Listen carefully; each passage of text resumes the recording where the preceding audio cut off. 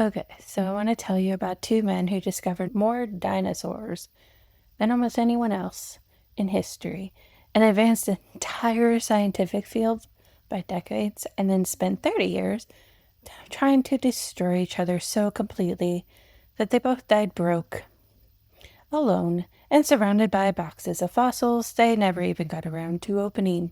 They were first friends, best friends from the moment they met. And this is the part that gets me, okay? Let's get into it. Who were they?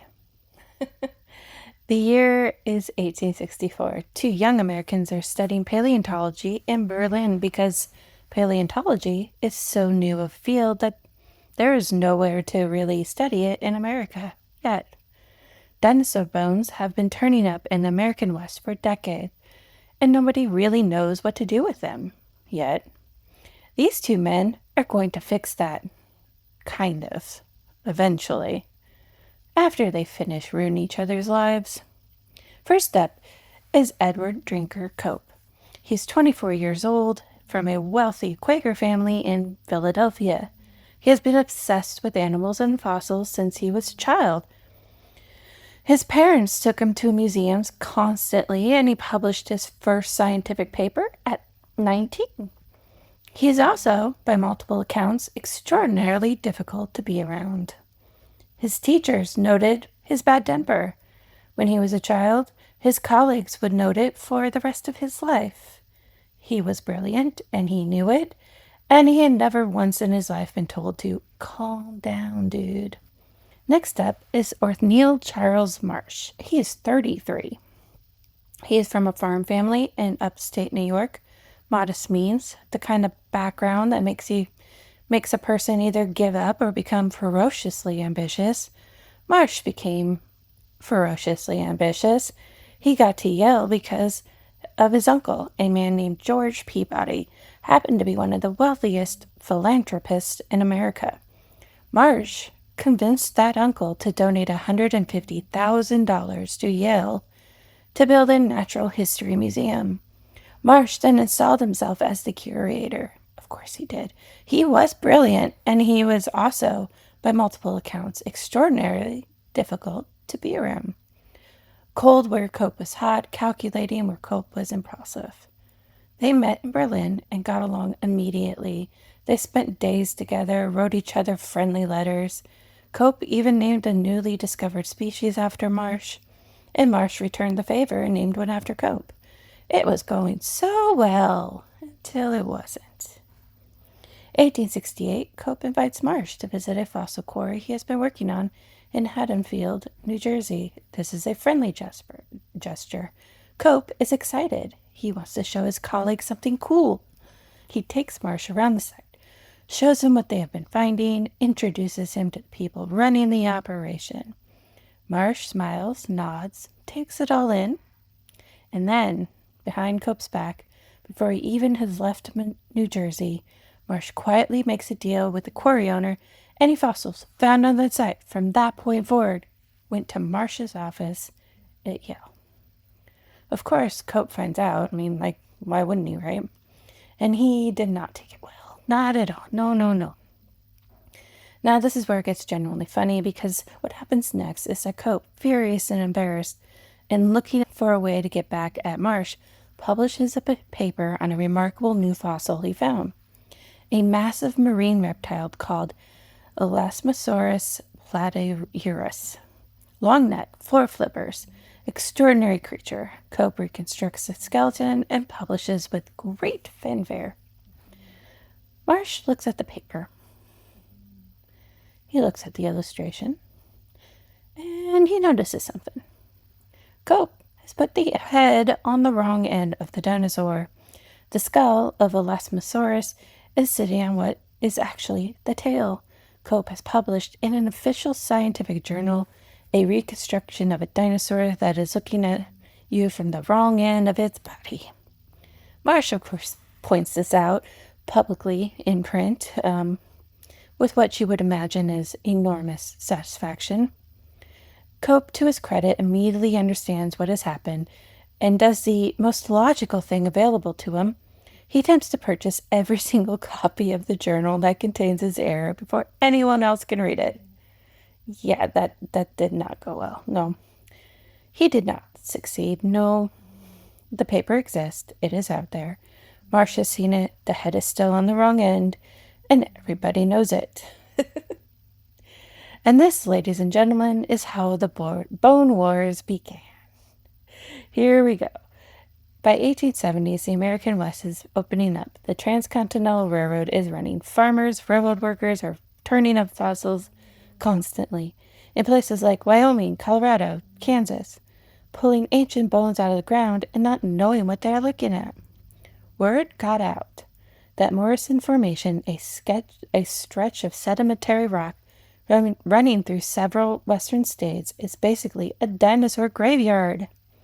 Hundreds of millions of years of prehistoric life just sitting there waiting to be found. Cope and Marsh both find out about it at roughly the same time. What follows is the most aggressively petty scientific competition in American history, and I want you to understand that I am not even exaggerating it a little. Both men set up rival dig sites. They hire teams. They start pulling bones out of the ground as fast as humanly possible. The goal is not science. The goal is to find more things than the other guy and name them first. Because in paleontology, whoever publishes the name gets the credit. So they are rushing. They are cutting corners. They are publishing descriptions of fossils they have not finished examining. Sometimes fossils they have barely looked at, just to get a name into print before the other dude can. Yeah, that's how petty. But it gets worse. They also are spying on each other. Absolutely spying on each other. Each man plants informants in the other's camp. Workers get paid to report back on what the other side is finding. When one team discovers a promising new site, they do not just excavate it. They smash what they cannot carry so that the other side cannot have it. They pour acid on exposed fossils. They dynamite sites they are finished with to make sure nothing is left behind. Yeah, you heard me right. I'll say it again. They dynamiting dinosaur fossils that took hundreds of millions of years to form, because they would rather destroy them than let the other man have them. Marsh, at one point, has Cope's mail intercepted. Cope responds by going to the newspapers. In 1890, Cope gives a sweeping interview to New York Herald in which he accuses Marsh of plagiarism, theft, incompetence, and corruption. He accuses the director of the U.S. Geological Survey, which is funding Marsh's work with the government money, of being in Marsh's pocket. The headline reads, "Scientists wage bitter warfare." Other paleontologists read it and have what could only be described as collectivized crisis about what their field was becoming. Marsh responds with a retaliatory article. He titled it, "Wrong End Foremost." I wish I was lying. Because he is still talking about the head on the wrong end. 20 years later, still talking about that head. He had not forgotten about it, and he was never going to let Cope forget about the head. Meanwhile, the man who trained Cope, a paleontologist named Joseph Leidy, who is generally considered the father of American vertebrate paleontology, looks at what is happening in his fields and decides that he has had enough. He walks away, just leaves, steps out of the discipline he helped build because he cannot stand the pettiness between these two men. Both Cope and Marsh die in the 1890s within 2 years of each other. Both are absolutely broke. They had spent every single dollar they had on the war. Cope dies surrounded by fossils with what his biographers described as his reptilian pets, which raises some questions I don't have time to answer or the sources for. But he has one last move. He wills his brain to science specifically so that it can be measured and compared to Marsh's, because he cannot die without trying to compete. Marsh says no. Of course he does. He doesn't want to give in to Cope. And when they are both gone, the people have come to sort out their work, find hundreds of boxes of fossils unopened, never examined, never described, just sitting there. They were so busy fighting each other, they forgot to do their real jobs and, identify bones. Now here is where the historians come in and start arguing about what we are actually supposed to do with all this. Now, the easy take is that the bone wars were an absolute disaster, and there is evidence for that. The rush to publish meant that both men were describing species of incomplete specimens, sometimes from a single bone, sometimes from bones that turned out to belong to animals that they'd already named. They created dozens of redundant species that had to be painstakingly untangled by later scientists. That cleanup took more than 50 years. 50 years of other people's careers spent fixing mistakes that did not have to happen. And they could have been, finding new stuff. And then there's Leidy, the man who walked away, who looked at what they had turned paleontology into and decided he wanted no part of it. He's the ghost of this story, the person who paid the price for a war he did not start and could not stop. History mostly remembers Cope and Marsh. Leidy only gets a footnote, even though he's the one that started, not the war, but that paleontology. And then the other historians come in and say, wait. Because here's the uncomfortable counter-argument. 1870, 8 dinosaur species had been identified in the United States. Only 8. By the time Cope and Marsh were done, the number was over 140. We had the Stegosaurus, Triceratops, the Allosaurus, and a few others. You know these animals because 2 men who hated each other so much that they dynamited each other's dig sites did do some work at least. The war was absolute terrible science, but it produced absolutely real science anyway. Both things are true at the same time, and the historians have been trying to figure out what to do with that ever since. My take? Dinosaurs are absolutely real. Stegosauruses are the best. The discoveries are real, and there are also hundreds of unopened boxes and a man named Leidy who left because the experts lost the plot so badly he could not stay in the room.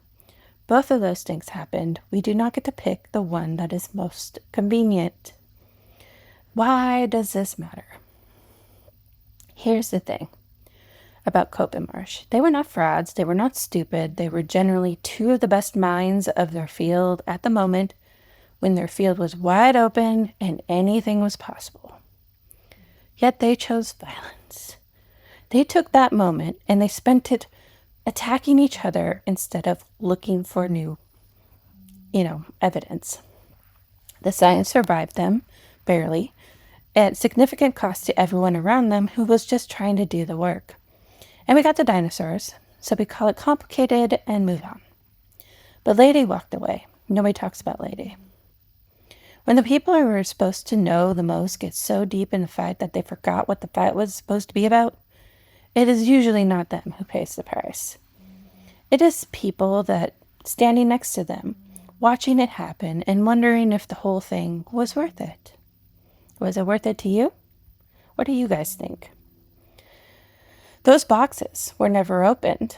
Some of them are still closed. That is this episode for The Fire. I am Professor Angie, and this is the Snarkives. There are sources in the show notes, like always, because you can always go dive deep yourself. Thank you for listening.